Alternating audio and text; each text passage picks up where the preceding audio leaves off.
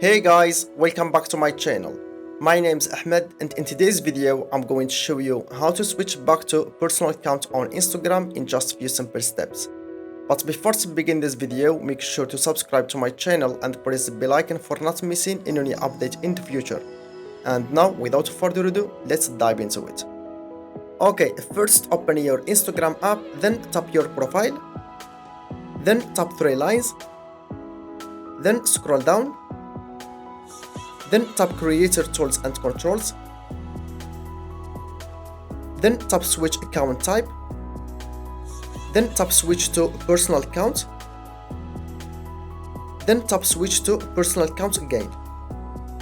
Wait a few seconds, and as you can see, your account has been switched to a personal account. Okay guys, hope you find this tutorial useful and helpful, and if you do, then please like, share and subscribe for more tutorials. Thank you so much for watching. See you in next video. Bye.